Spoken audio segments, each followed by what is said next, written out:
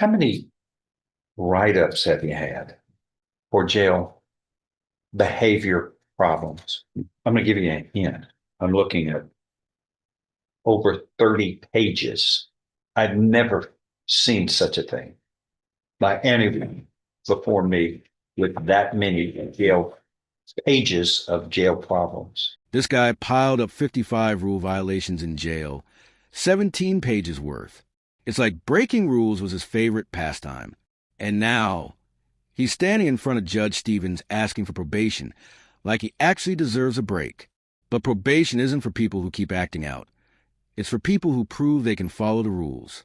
Sure, judges can hand it out in serious cases, but with a record like his, it's almost guaranteed he's just asking for more time behind bars. What do you think? Should someone who treats jail like a playground even be allowed to ask for probation? Let's see what happens. Is whatever sentence shall not exceed a cap of 30 years imprisonment. So we are looking at no less than 5 up to 30 years in prison. A regular probation is not an option. And the other thing would be deferred, I guess, or unadjudicated probation. Is that even an option? That's not even an option. It's all straight flat time. And how old were you at the date of this event? You're now 20, right? 20 years of age now? Yes, sir. Okay. All right. State, do you wish to go first? You can go first and last. Judge, this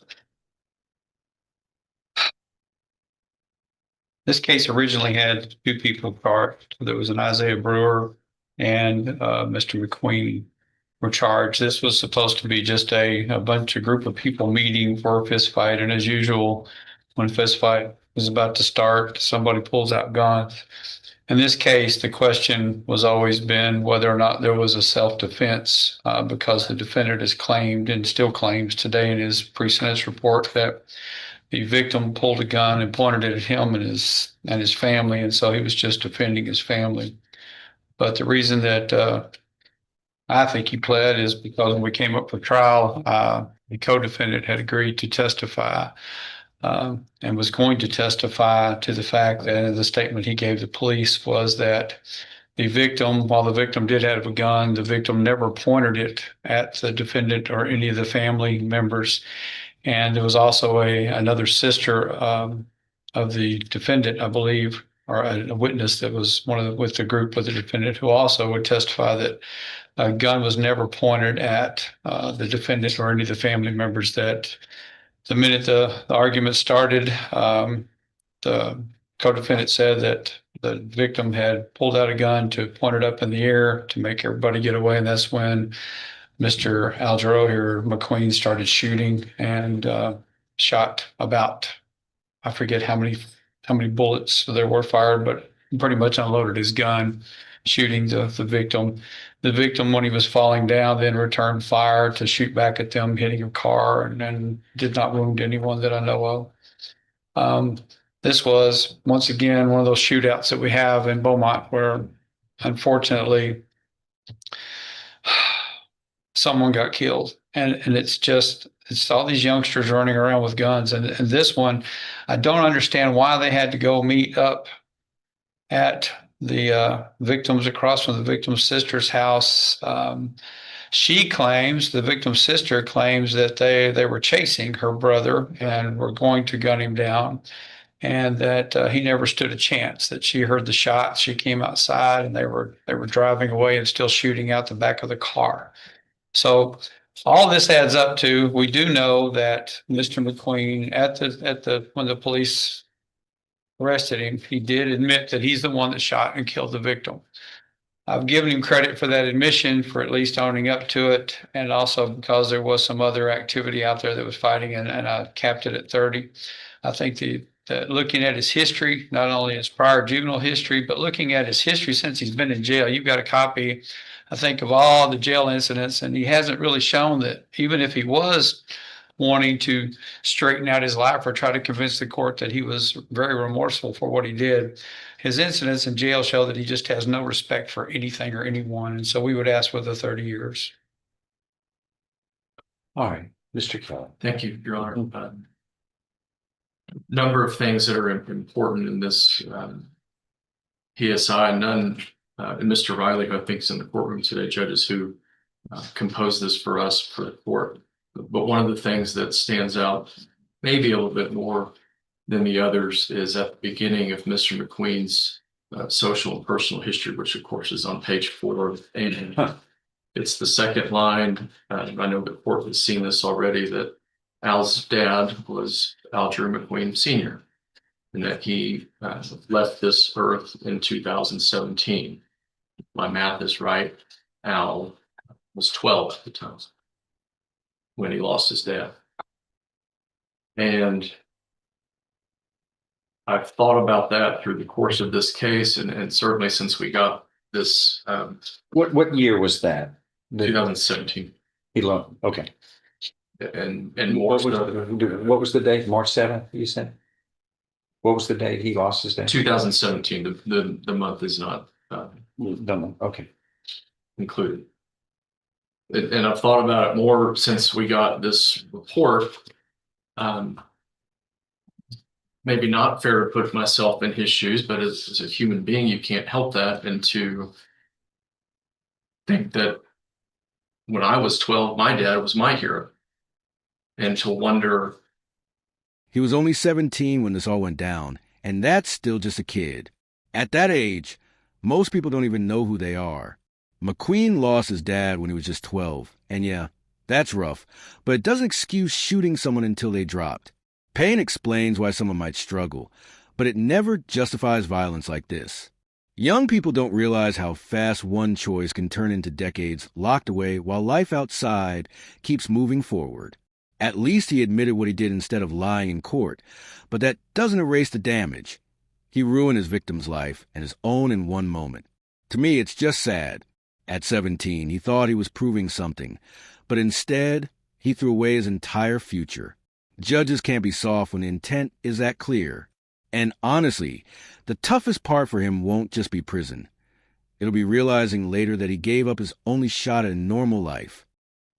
What your life looks like had you been born into different circumstances or had different circumstances. And it's not a completely apt comparison, but hopefully those of us that deal with these hard cases in here every day can at least have an awareness of that. And one of the reasons that it's important is that the court has looked at the pages before that, and Mr. Laird is correct, and he notes some of the issues that Al had as a juvenile, and they line up with those same dates. That's where this thing kind of got off the rails a little bit.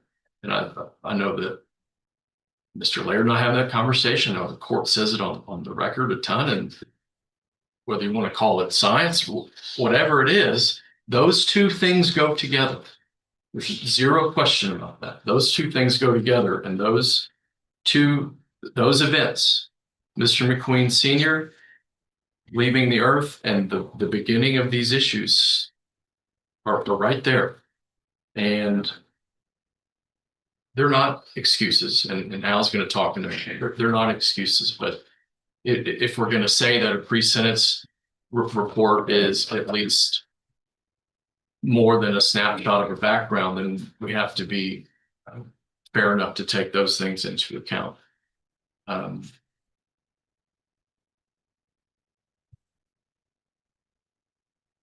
One of the other things that we mentioned, and the court looked at our letters that are included in our memo to the court, but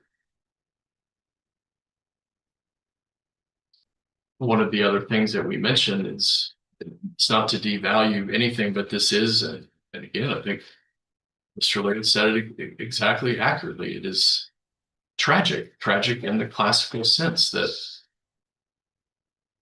life could be treated in such a way. And one of the questions that this court asks more often than it probably wants to is, how do you bring a life back? And you can't. And so then the question becomes, what is just, what is appropriate for that family, for the Edwards family, but also Al's the one standing in front of the court. So what then is appropriate for him to have accepted responsibility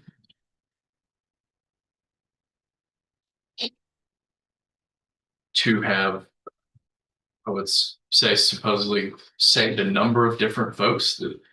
The a trial, which would only be a rehearing of those facts of that day. And some of those folks are here today. Some are Al's family members, and some are other folks. But what then is appropriate? I can't tell what is more disheartening as somebody that, again, for all of us that work on these kind of cases every day, what's more disheartening is the case where you look backwards and you see a number of criminal episodes that of course culminate in a murder, and we all look at each other and say, well, that story wrote itself. Or somebody who hasn't even started life yet and is here already. No excuses, but they paint the rest of the picture, and they have to be accounted for. I know that the state's position is that some of the credit is in the cap, and I don't disagree with that. We ask the court to take into account everything that we put into that memo. The folks that wrote letters on his behalf to the court, I can't imagine the angst that it causes a mother and a grandmother to have to write a letter to a court in this situation. I think in the same way that the Edwards family has been dealing with loss for the last 3 years, so too will these folks, in a different way and less permanent. Wouldn't compare those two things. They are facts, but both of those things can be true. So we ask the court today, in light of all that, for measure of leniency. The court will allow that he will address the court too.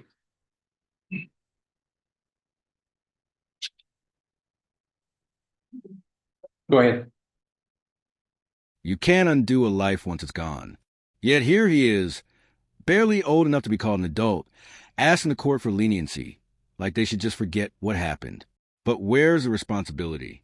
Probation is meant for people who've shown they can actually follow rules, not for someone who acts like rules don't matter. IT feels almost disrespectful when someone racks up violation after violation and then still asks for another chance. That just shows how out of touch they are. They treat court like it's a show instead of the place that decides their future. Judges do have some freedom in sentencing, but no judge is going to risk their reputation on someone who's already proven they won't change. This isn't a young guy learning from mistakes. It's someone testing how much the system will tolerate, and that always ends the same way, with more time handed down. Honestly, the only mercy here was even letting him stand up and make the request. I'm asking for not for the 30, not only for me, but for my family too. I understand what I did was not right, but I can't change someone else's mind if how they want out of the situation.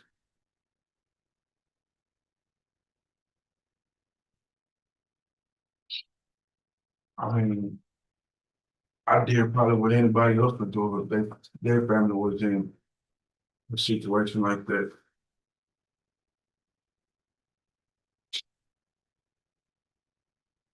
What was He's got a funny way of showing how sorry he is by the way he's acting in jail. Totally disrespecting people, not following rules, and just wanting it his way. And I think that's been his life. When you look at him, all of his juvenile history, the way that when he gets in trouble, he gets probation, and then he messes up. He violates the court order several times on just a misdemeanor criminal trespassers. There's 1, 2, 3, 4, 5 violations, and that one just in 2018, and he gets probation again for another. He's got more violations, and he gets a terroristic threat. He's got more violations, and all he does is he just does it his way, and then thinks saying I'm sorry is okay, and it's not. You got somebody that's deceased that's not coming back by his making a bad decision was not a bad decision. It was a terrible, horrible crime that he committed. So he would ask for the 30. How old was Mr. Edwards at the time of his death? I think he was, Yeah. punishment generally is based upon criminal history and the circumstances of the crime. Also, the court looks at the person's environment, their lifestyle, their choices that they have made in their life. And all of those are compiled very well in a pre-sentence report that the probation office fixes up. And here we have you have a juvenile history that begins in 2017 with being a runaway, then criminal trespass, robbery, runaway, criminal trespass crimes, terroristic threat, criminal trespass, theft, unauthorized use of a motor vehicle. All of these are, even through 2020,